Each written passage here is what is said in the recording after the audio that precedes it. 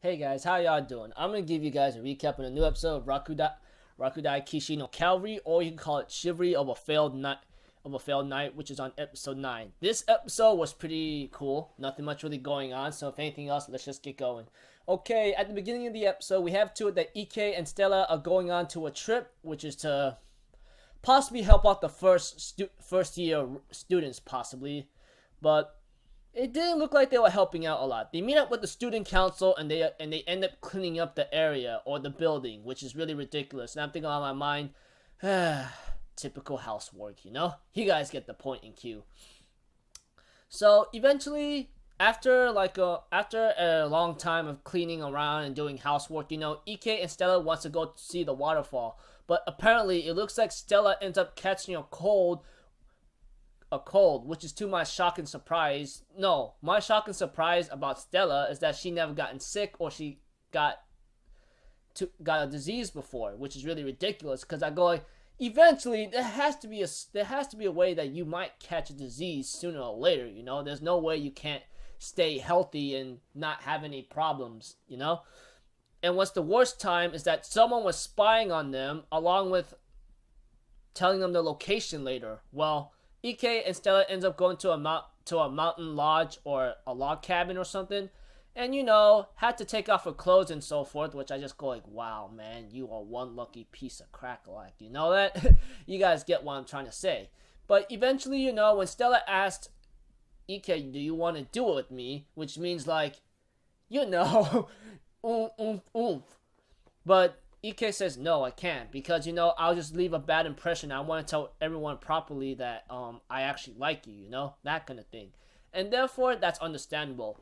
As for, Shizuku, she ends up going home because of her mother's letter, and because of her father asking her mother to write a letter to get her home to see how she's doing.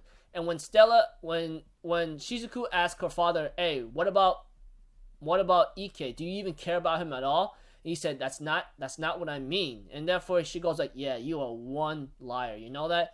Yeah, I was thinking the same thing, going like, you are so full of is. You guys know what I'm talking about. Ike and Stella gets attacked, and Ike tries to fight this monstrous golem, but he managed to break it down, but ends up forming into like multitude of these other smaller golems. You guys get what I'm trying to say at.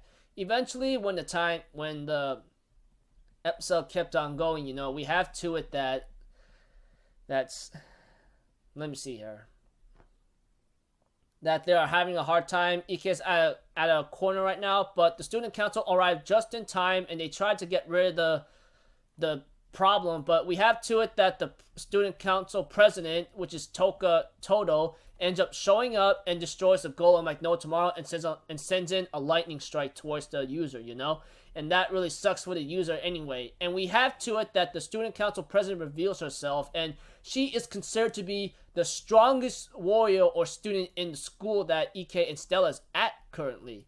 And I'm thinking in my mind, holy dang. And we had to it that Shizuku is going to go up against her, the student council president, which is Todo.